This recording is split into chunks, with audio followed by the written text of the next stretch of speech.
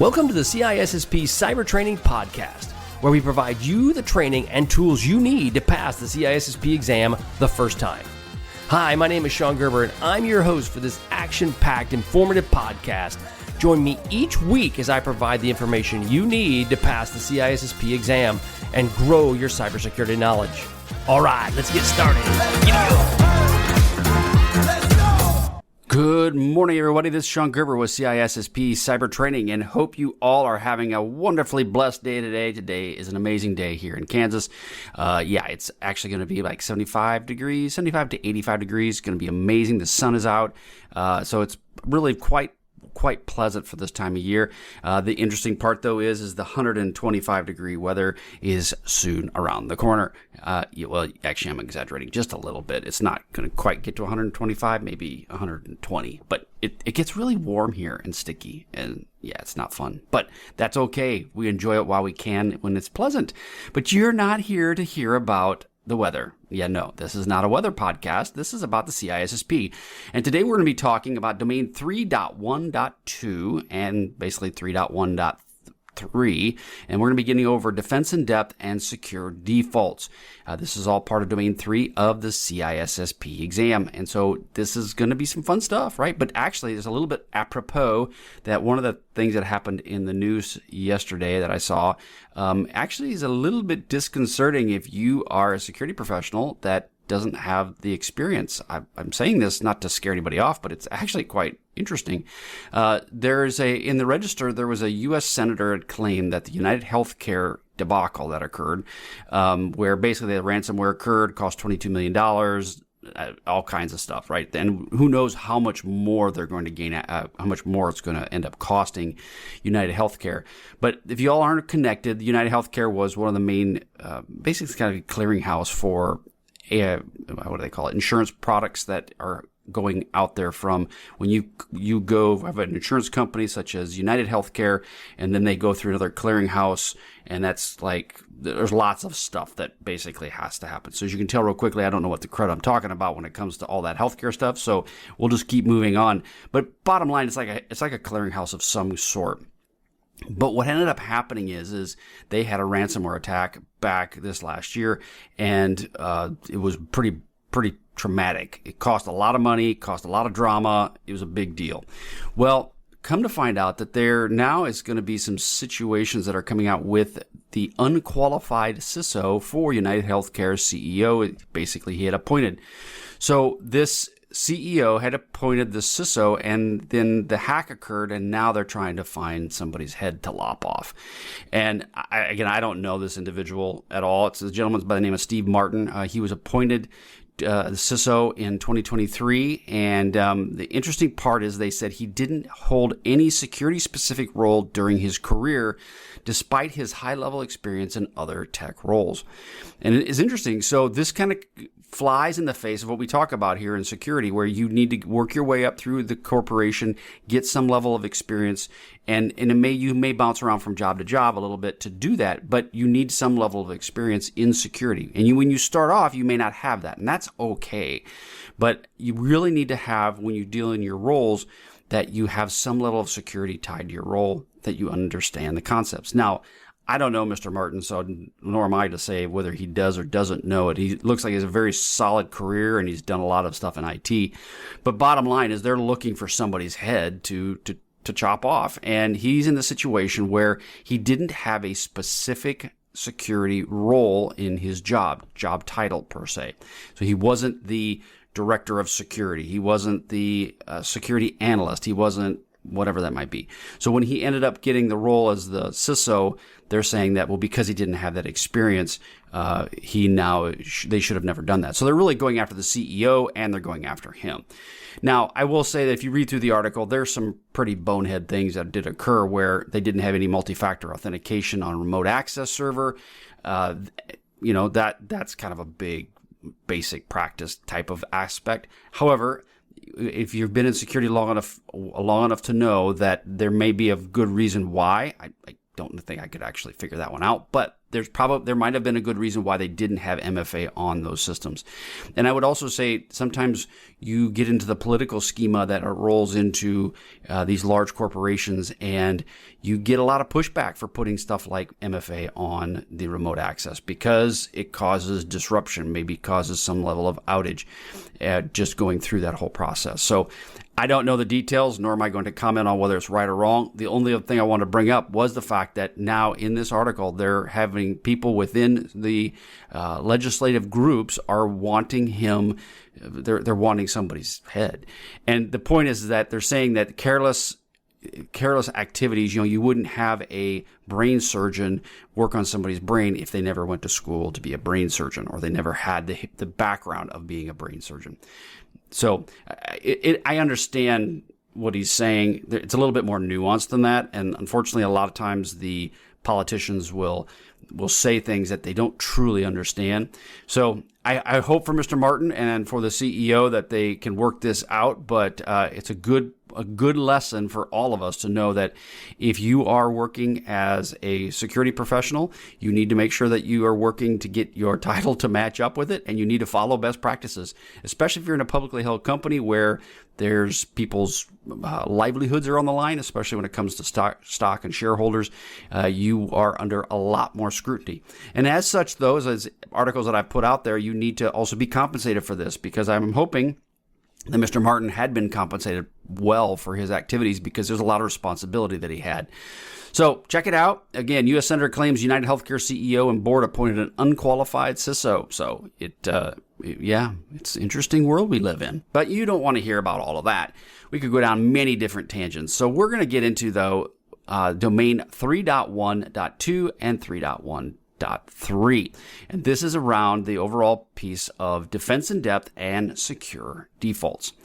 So when we talk about secure defense in depth, one of the key concepts around this is we talk about, just in the case of what we had with this last article with MFA. MFA would be considered a defense in depth. It's one of the first things that you would run into if you're an outsider trying to get into a network, is you run into MFA. Well, it's a layered security approach that you must have multiple controls in place to help mitigate the potential risks. And so therefore you need to have these controls in place to do that. This layered approach, again, is designed so that if one layer fails, the other still can provide some level of protection against basically everything falling apart. So this layered approach ensures that this is set up in place. Now, one example that you've seen, or maybe you've heard of people talking about, is the medieval castle where you have the moat. So you'll have this, if you look at it from a mind's eye, you have this medieval castle sitting on a hill. Well, probably not a hill, probably more of a flat plain. and because a moat won't really work too well on a big hill. But you have this castle sitting out there, and there's this moat, a big trench dug around it. And inside that trench is all kinds of, there's water and alligators and snakes and whatever else things. Those are just basically designed that if you want to get into this really tall castle, you got to go through this moat to get to the castle. Well, the same kind of concept it has in security is that you want to have this set up so that if one of your protection mechanisms fails, there's another one waiting to catch the attacker. And I try to bring this up when I was talking about security to partners and to individuals, is that the fact is that these controls are not designed to necessarily stop the individual. I mean, you want them to stop the individual, but there's many cases, if there's one control, they'll find a way around it, and you want them to run into another one. There's two different concepts with this. One is you want to slow them down enough that they get frustrated and they move on to somebody else. And unfortunately, that's how it works, right? It's the law of not law of the fittest. That's where, okay, if you're the little tiny gazelle and there's tigers everywhere and you broke your leg, you're going to get eaten. Yeah, it's the law of the fittest, something like that. But bottom line is you're going to get eaten, right? So we want to have it so that your gazelle has all four legs, maybe six legs, and can run really, really fast. So by having these protection mechanisms in place, you are that gazelle with six legs. I know it's a really weird tangent, but it kind of sort of works. The bottom line is then they will move on to somebody else and eat somebody's other gazelle. But if they penetrate one, you also want to have the second concept is that if they are determined to get into your network and they're going to bridge your moat and they're going to bridge and cross your high walls of your castle, you want to have sentries that are going to be alerting you that, hey, somebody just did something. So another reason about having these multiple controls is the fact that they can be triggers. They can be alerts to go, okay, someone has just crossed this line. Okay, now someone has just crossed this line. And by doing so, you now have the ability to have better situational awareness of what are some of the attackers trying to do within your environment. So it's really important to have a defense strategy around with multiple controls. Now, also knowing this full well, you're going to be in security at any point in time in your career. You're going to realize that that isn't always the case. There may be situations where you've only got one control, and that is it. And it may happen. You may not have the luxury of putting in multiple controls in place for a specific area.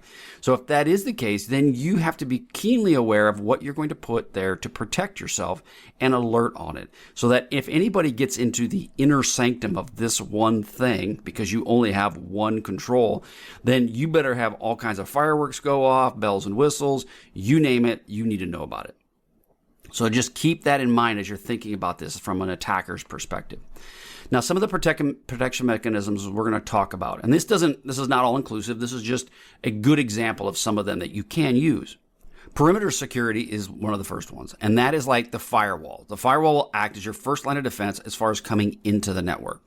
So again, though, there's many other controls. It isn't just the first one. A lot of one comes into another one is that you're allowing who has access to your network is another really great control that you have in place. So your firewalls, they're your first line of defense. They filter incoming and outgoing traffic based on rules that are maybe predefined, set up already. Some of the firewalls today can actually be thinking on the fly, and they can do that work for you. But that's your first line coming in.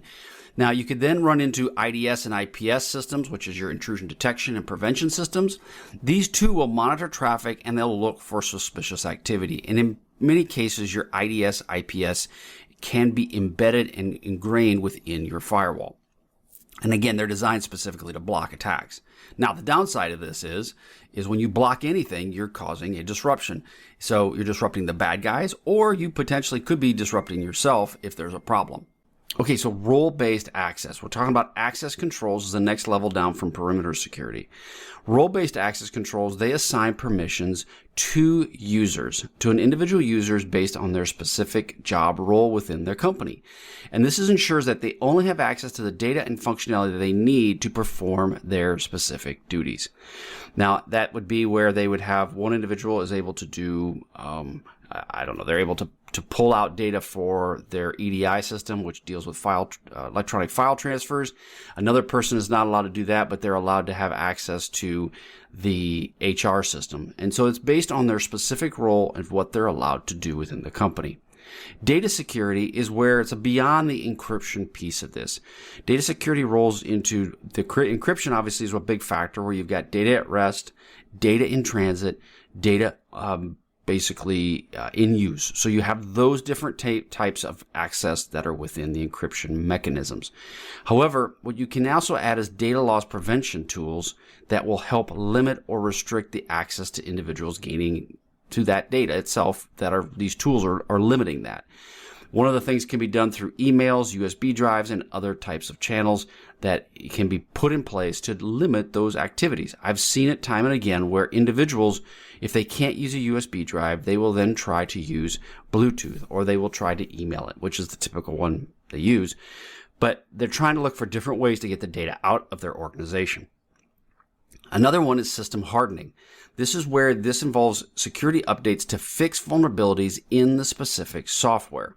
Now, this could be software of the application. It could be the hardware itself that you're trying to update. It could be the operating system software, many different factors that roll into it. But system hardening is an important factor within trying to create various levels of defense in depth. Now, one thing to think about with system hardening, it's not sexy. It's not something that people like to do a lot with. But when you're dealing with ransomware, as an example, that is a really good way to be able to, if you have these systems in place that you have gone and you've changed the configurations of your environment, you've hardened some of these systems, now this ransomware does not in all cases, but does not have a foothold within your organization. There may be other things it tries to leverage, but if some of those pieces have been firmed up and you now don't have to worry about them as much, system hardening can go a long ways to protecting your company. Detection and response. Now we talk about SIM tools. Now these are security information event management tools, or otherwise known as SIM. Now, SIM tools can range in various forms. That you can see them as ArcSight. They are Azure Sentinel. There's XOR from Palo Alto. There's numerous companies. Splunk. They all have a various SIM capability. Now, these are designed to have a centralized, or they call a single pane of glass, as it relates to security tools, providing centralized view of their security activity. This allows all this stuff to be aggregated into one location. Then from there, you can then set up a triage, like tier 1, 2, or 3, to be able to triage these different incidents as they come into your organization. Now, this deals with identifying, containing, eradicating, and then recovering from various security incidents within your company. Now, do you have to have a SIM for your company? No, you do not. You can outsource that to a third party. You also can get SIMs that are much smaller in size and scope. They're not as large as what you would anticipate you would see in a large enterprise. So there's lots of different things that you can do when it comes to a SIM. So a big factor we get into is abstraction. Now, the CISSP book talks about what is abstraction. How does this work?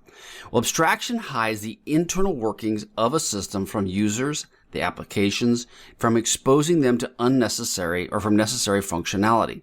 So it's basically hiding it off to keep it from people from seeing it, so that it abstracts it, it removes it from view. Now, this simplifies the interaction with your users, and it reduces the risk of inadvertently causing some potential security issues, right? So what it comes right down to is like a more simplistic version of this is if you think about you're driving your vehicle, you do not need to understand how the more complex aspects of your vehicle work. So as an example, I have a truck, and this truck has a diesel motor, and this diesel motor has two two cooling systems. One for the transmission, one for the engine. If I didn't know that, I wouldn't really care, right? All I care about is the fact that the truck runs. Now, it's important to know these things if you're trying to maintain it, but in reality, you don't need to know the inner workings of your vehicle. You just need to know that it runs. So that's what part about abstraction is removing that from people's view so they don't need to worry about it. Now, some of the protection mechanisms that are available in this space is you have operating systems. Obviously, these operating systems operate with limited privileges to restrict your users from modifying critical systems or critical data that's on this system, right? An example of that would be RAM, right? You have RAM that's available, and that the system does all of this for you so that you don't physically have to be modifying it. So virtual memory, all of those pieces are operating within the operating system, abstracted from your view. Networking is another example where TCP/IP will hide the underlying network topology, and it will then do the internal routing of applications, allowing them to communicate without the detailed knowledge of what your overall network infrastructure looks like.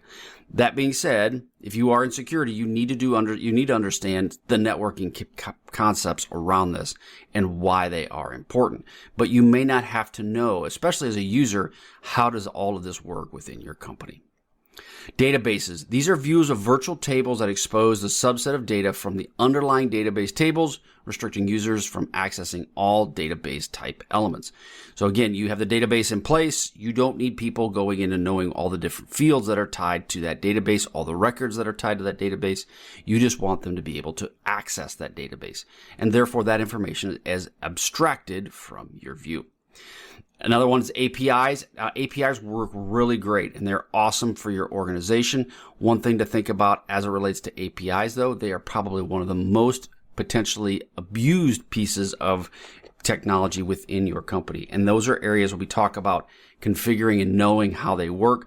You as a security professional need to understand how do the APIs connect into your environment, how do they leave from your environment.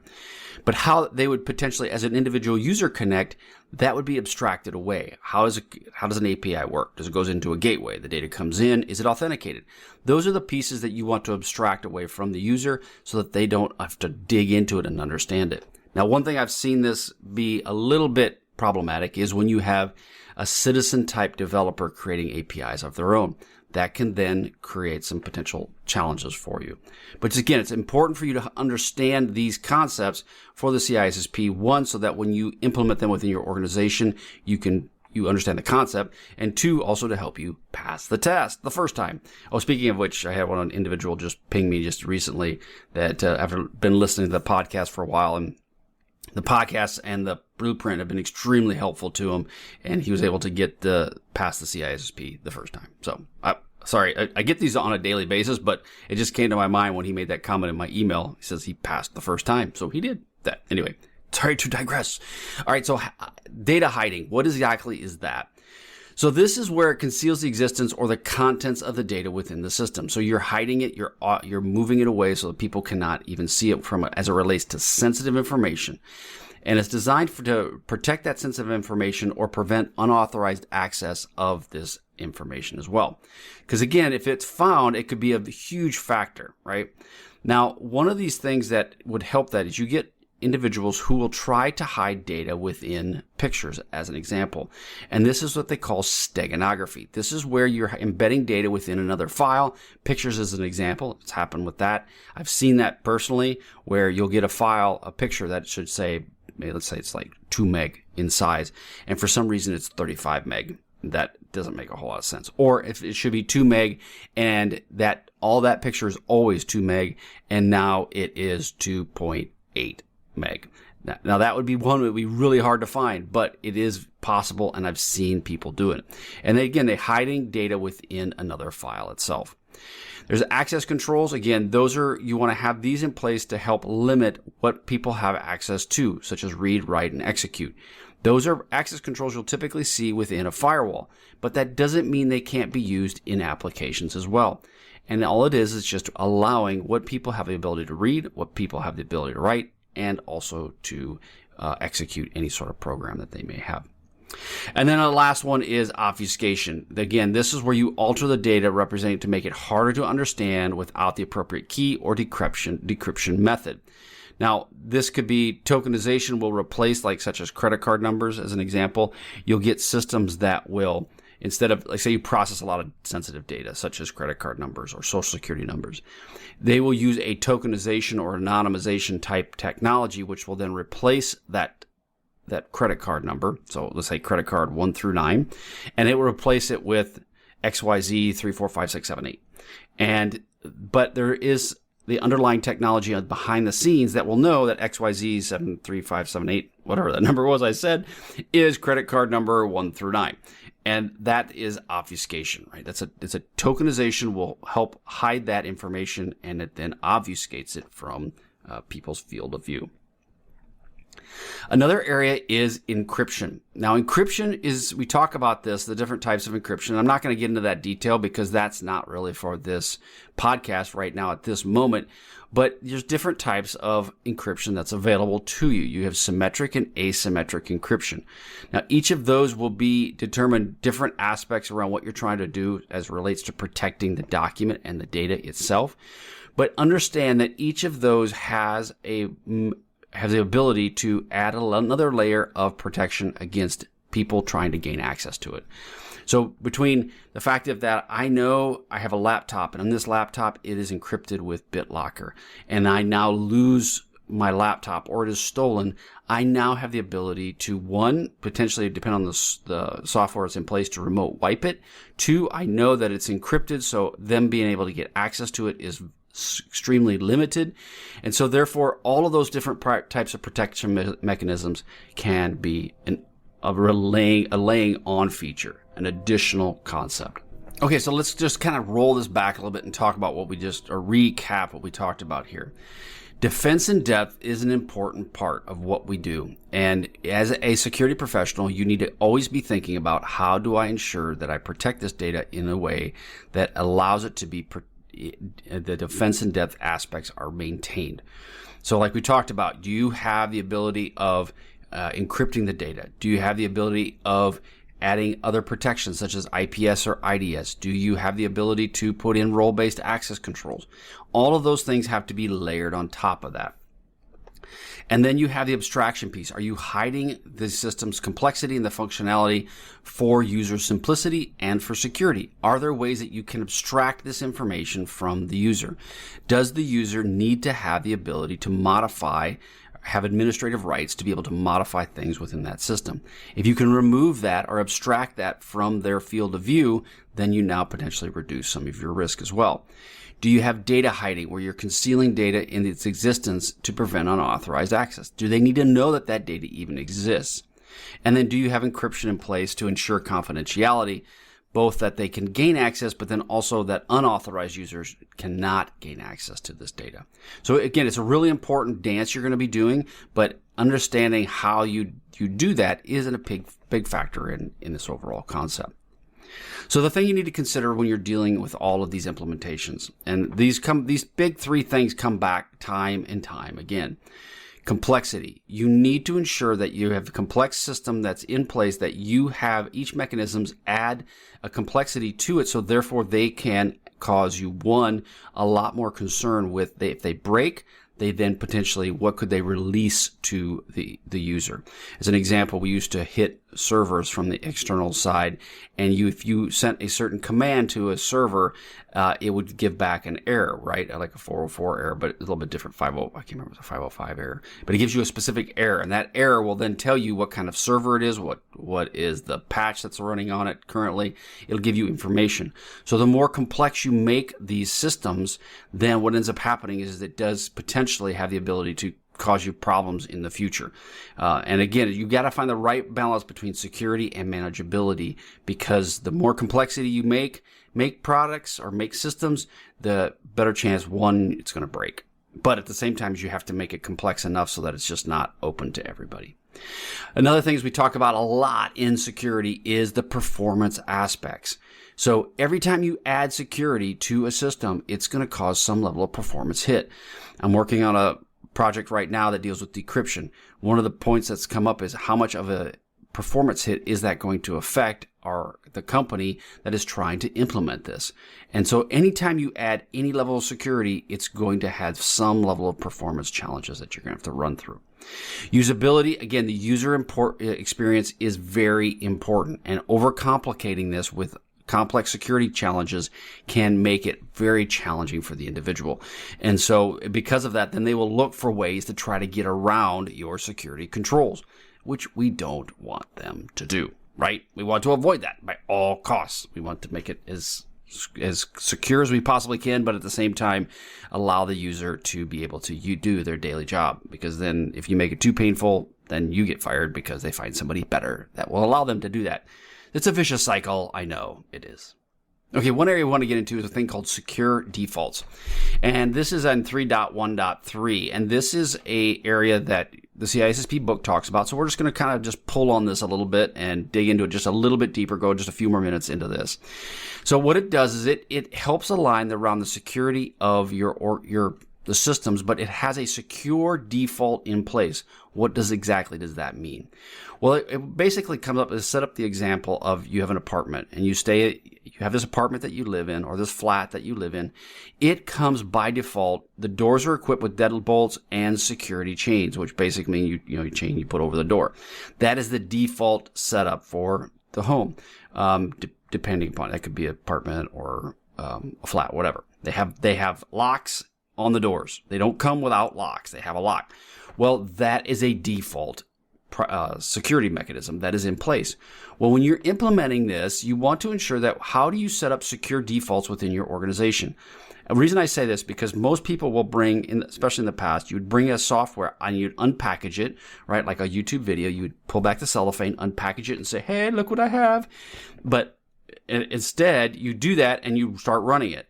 The problem is in many cases, this software is not set up to be secure from the beginning. It's it's set up in an open mode. Why? Because they know that people are going to take it out of the box, their shiny new toy, and they're going to want to run it. And when they run it, they don't want things to break.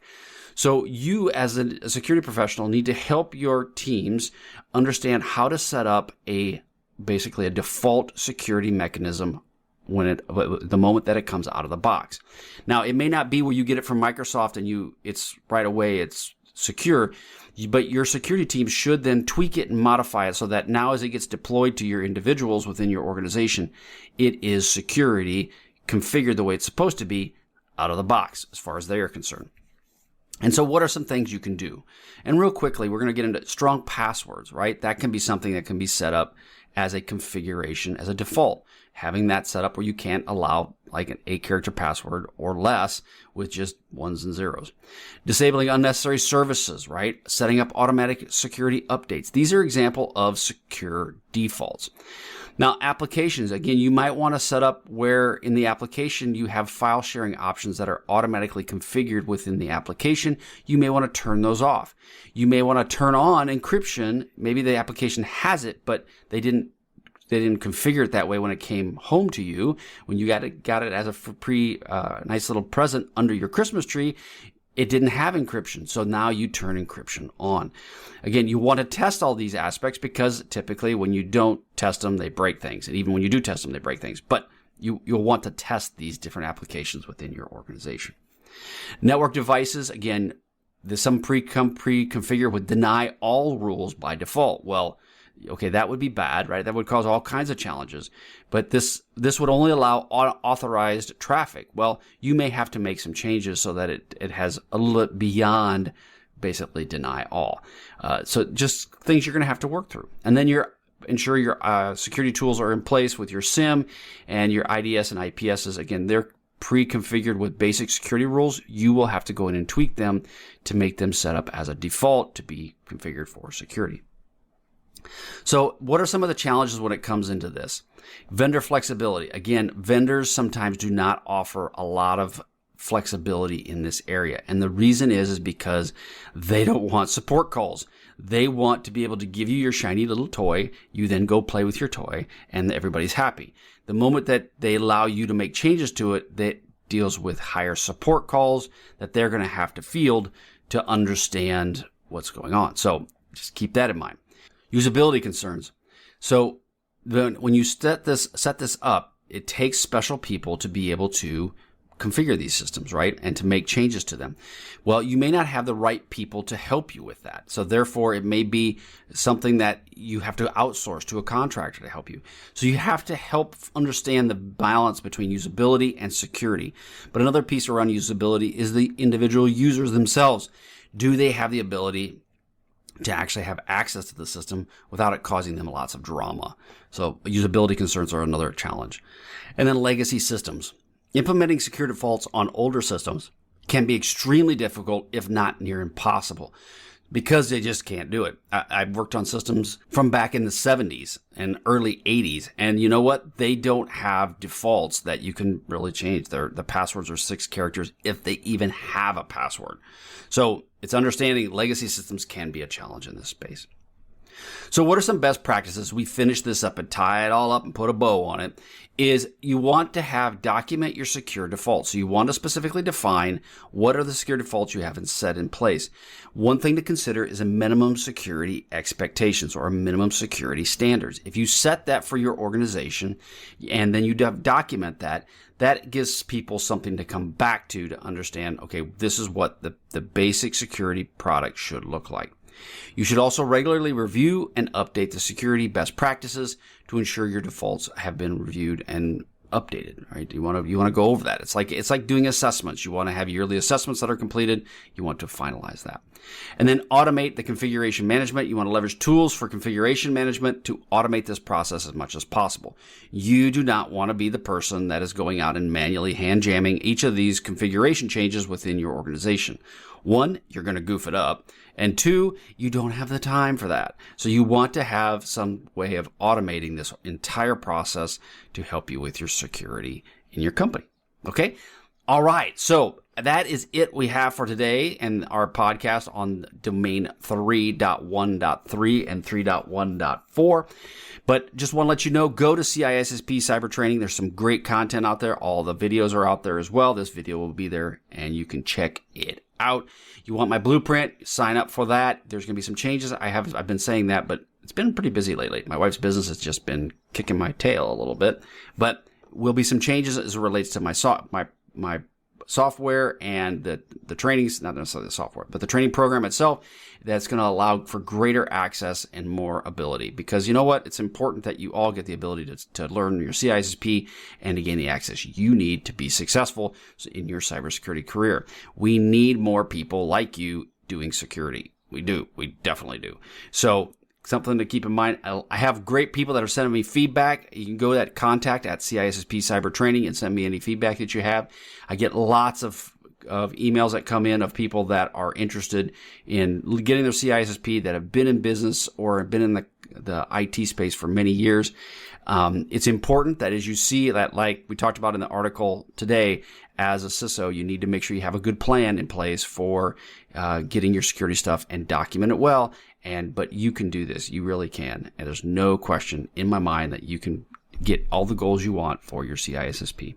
All right, so head on over to CISSP Cyber Training and check it out. Sign up for my 360 free questions. It's easy peasy, lemon squeezy. All right, have a great day, and we will catch you all on the flip side. See ya. Hey, thanks again for listening today. It's been my pleasure to prep you for the CISSP exam. Are you interested, though, in some free CISSP exam questions? Head on over to freecisspquestions.com and sign up to join my email list, and you'll receive access for 60 free CISSP questions each and every month for the next 6 months. That's a total of 360 questions just for signing up with CISSP Cyber Training. You'll also gain access to other free CISSP resources, so just head on over to freecisspquestions.com and sign up, or head on over to CISSPcybertraining.com and sign up today. Have a wonderful day, and we will catch you on the flip side. See ya.